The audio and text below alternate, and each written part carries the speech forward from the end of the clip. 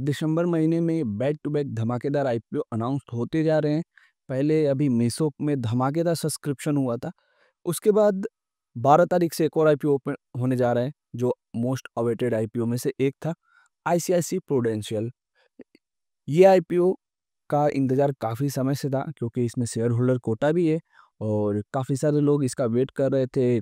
काफ़ी क्वेश्चंस भी हैं कि शेयर होल्डर कोटा में कैसे अप्लाई होता है, कन्फर्म अलॉटमेंट होता है क्या, उसमें मिलने के चांसेस क्या रहने वाले हैं और क्या मैं एलिजिबल हूँ कि नहीं हूँ, कैसे पता चलेगा।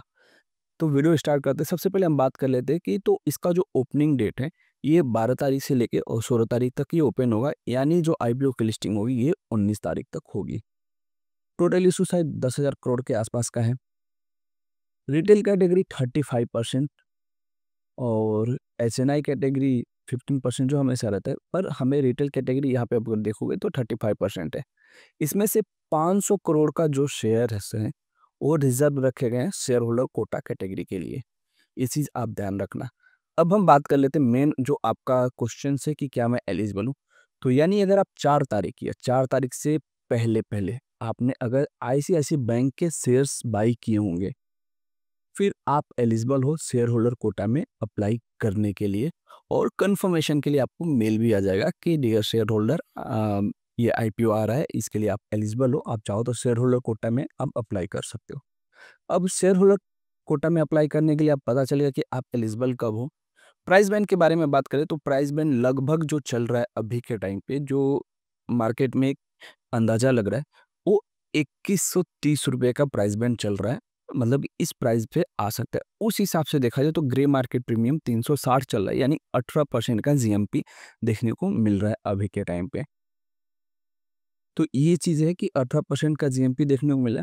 अगर प्राइस बैंड उससे भी थोड़ा नीचे आता है तो एलजी जितनी रिटर्न ये कंपनी भी दे सकती है, यानी कि दिवाली आपको एलजी मनाई और शायद क्रिसमस आपका आईसीआईसी प्रूडेंशियल आईपीओ मना दे, तो आईपीओ का साइज़ भी भारी भरकम है, ठीक-ठाक आईपीओ का साइज़ है, मिलने के चांसेस भी सही हैं, शेयर होल्डर कैटेगरी भी है और रिटेल 35% के आसपास है, तो मतलब कि चारों तरफ से चाँदी ही चाँदी है। बस प्राइस बैंड सही आना चाहिए, पी रेशियो सही होना चाहिए, वैल्यूएशन बहुत महँगा नहीं होना चाहिए, तभी इस आईपीओ को रिस्पॉन्स मिलेगा।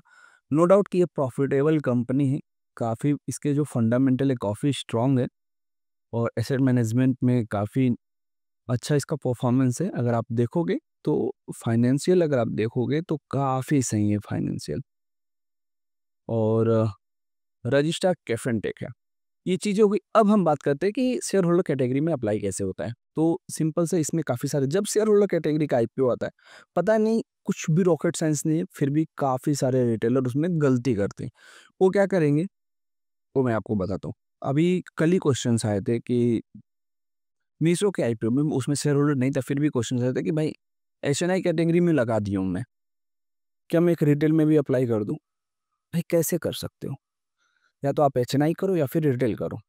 दोनों एक साथ करोगे एप्लीकेशन कैंसल हो जाएगा। सेम थ्योरी इसमें भी आती है। अगर आप रिटेल करते हो, फिर एचएनआई करते हो, फिर एक शेयर होल्डर में भी डालते हो, एप्लीकेशन कैंसल हो जाएगा। ये चीज़ ध्यान रखना। आप शेयर होल्डर कैटेगरी के साथ एचएनआई डाल सकते हो, शेयर होल्डर कैटेगरी के साथ आप रिटेल जा सकते हो। ये ध्यान रखना। मतलब कि एचएनआई रिटेल के साथ आप शेयर होल्डर नहीं जा सकते हो। आप इसमें शेयर होल्डर कैटेगरी का बेनिफिट यही होता है कि आप एक साथ 2 एप्लीकेशन अप्लाई कर सकते हो। अगर आप रिटेलर हो, मतलब कि 15,000 वाले एप्लीकेशन अप्लाई करते हो, तो उसमें आप एक 15,000 की एप्लीकेशन रिटेल में डाल सकते हो, एक 15,000 की एप्लीकेशन आप शेयर होल्डर कैटेगरी में डाल सकते हो। ये चीज़ आप ध्यान रखना। बेनिफिट यही रहता है कि चांसेस ज़्यादा रहते हैं, कभी-कभी दोनों मिल जाते हैं, कभी-कभी एक मिल जाता है। अब प्रोपोर्शनेट बेस पे अलॉटमेंट मिलता है शेयर होल्डर कैटेगरी में। तो अगर ये 1 टाइम से ज़्यादा सब्सक्राइब होता है, तो आपको जितने टाइम ये ज़्यादा सब्सक्राइब होता है, उतने लॉट बढ़ा के आपको अप्लाई करना पड़ता है शेयर होल्डर कैटेगरी में। जैसे कि सपोज़ करो कि 5 टाइम सब्सक्राइब हो गया, तो आपको 6 या 7 लॉट लगाने पड़ेंगे, उसमें से 1 या 2 आपको ईज़िली मिल जाएँगे शेयर होल्डर कैटेगरी में। अगर ये मान लो कि 13 शेयर का लॉट होता है और ये 13 टाइम सब्सक्राइब होता है शेयर होल्डर कैटेगरी, तो आपको मैक्स लॉट के साथ अप्लाई करना पड़ेगा, तो ही आपको कंफर्म अलॉटमेंट मिलेगा। अदरवाइज 13 लॉट से ज़्यादा जैसे ही हुआ, तो वहाँ पे भी प्रोपोर्शनेट लॉटरी बेस पे अलॉटमेंट मिलेगा। ये चीज़ आप ध्यान रखना। प्रोपोर्शनेट लॉटरी क्या होता है, जो नेक्स्ट लॉट अप्लाई किए रहेंगे उनको पहले अलॉटमेंट मिलेगा, उससे कम के बाद उसके बाद उसका नंबर आएगा, उससे कम उसके बाद उसका नंबर आएगा, ऐसे करके अलॉटमेंट मिलेगा। तो ये चीज़ हो गई। तो ये शेयरहोल्डर कैटेगरी की कुछ गलतियाँ जो आप लोग करते हो। बाकी आईपीओ तो धमाकेदार है, फाइनेंशियल भी काफ़ी सही है इसके। अगर आप इसके आरओई देखते हो 82.8% के आसपास है, रिटर्न ऑफ नेटवर्थ 82.8% के आसपास है, एबिटा मार्जिन भी काफ़ी सही है।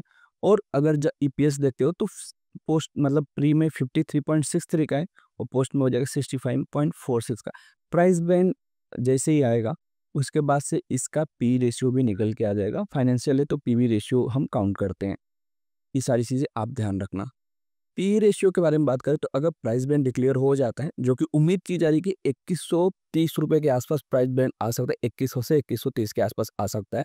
तो उस हिसाब से जो आपको पहले ही बताया था, जीएमपी 16 से 17% के आसपास चल रही है और प्राइस बैंड उससे नीचे आया तो जीएमपी और ज़्यादा बढ़ेगी और उससे ऊपर आया तो फिर वही हाल हो जाएगा कि उम्मीद किया जाएगा कि जो आपको एचडीबी फाइनेंशियल में जो जीएमपी मिली थी 10-12% के आसपास लिस्टिंग गेन मिलेगा। लेकिन अगर वैल्यूएशन काफ़ी ठीक-ठाक रहता है, तो रिस्पॉन्स भी काफ़ी अच्छा इस आईपीओ को मिलने के चांसेस बहुत ज़्यादा हैं। तो आप क्या करने वाले, इस आईपीओ में अप्लाई करोगे कि नहीं करोगे? और आपने ये आईसीआईसी बैंक का शेयर आपने बाय किया है कि नहीं किया और किया है तो कब किया है? ये चीज़ कमेंट करके ज़रूर बताना कि आप एलिजिबल हो कि नहीं हो शेयर होल्डर कोटा के लिए। और कुछ भी इसके बाद आपको प्रॉब्लम आती है, तो आप मुझे कमेंट करके पूछ सकते हो। और अभी तो 12 तारीख है, यानी कि 8 तारीख तक आपको मंडे तक इसका प्राइस बैंड भी पता चल ही जाएगा कि प्राइस बैंड क्या रहने वाला है। और मान के चलिए कि 2130 रुपए के आसपास ही प्राइस बैंड रहने वाला है। जैसे ही आएगा मैं आपको टेलीग्राम चैनल पे अपडेट दे दूँगा। तब तक के लिए मिलते हैं एक नए वीडियो में, तब तक के लिए बाय बाय, टेक केयर। और उससे पहले एक बार फ्रेश सभी आईपीओ की जीएमपी भी चेक कर लेते हैं, तो फटाफट से जीएमपी देख लेते हैं सभी मेन बोर्ड आईपीओ की जीएमपी। तो यहाँ पे मेन बोर्ड आईपीओ सेलेक्ट करते हैं। तो विद्या वायर्स की जीएमपी काफ़ी ज़्यादा डाउन हो चुकी है क्योंकि क्यूआरबी के रिस्पॉन्स नहीं आए थे उतना। तो 5% के आसपास की जीएमपी है, एक्यूज का 34% की जीएमपी है और मीशो जिसमें धमाकेदार सब्सक्रिप्शन हुआ था, तो वहाँ पे 46.5 रुपीज़ का जीएमपी जो 42% के आसपास की जीएमपी इंडिकेट कर रहा है। उम्मीद की जा रही है कि लिस्टिंग भी धमाकेदार हो सकती है इस आईपीओ की, क्योंकि मार्केट भी ठीक-ठाक है। अभी तक कुछ भी प्रॉब्लम हमें देखने को नहीं मिल रहा है मार्केट में। बाकी इन 2 आईपीओ की भी जीएमपी काफ़ी सही है, 34% और 18% के आसपास। और उसके बाद भी काफ़ी सारे आईपीओ आने वाले हैं यार, बैक टू बैक। 8 तारीख को 2 आईपीओ ओपन होगा, 10 तारीख को एक और ठीक 12 तारीख को फिर एक बड़ा आईपीओ ओपन होने वाला है। मतलब आप सोचो कि अभी दिसंबर का फर्स्ट हाफ भी नहीं निकला, फर्स्ट वीक निकला है और 7 आईपीओ अनाउंस हो चुके हैं अभी के टाइम पे। और अभी पूरा दिसंबर महीना बाकी हुई, मतलब 15-16 दिन और बाकी हैं। तो वहाँ पे मुझे लगता है 2-3 आईपीओ और आए जाएँगे। 15-16 आईपीओ मतलब दिसंबर में हम लोग देखते हैं कि मैक्सिमम आईपीओ ज़्यादा आते हैं। पिछली बार भी ऐसा ही हुआ था, बैक टू बैक आईपीओ आ रहे थे।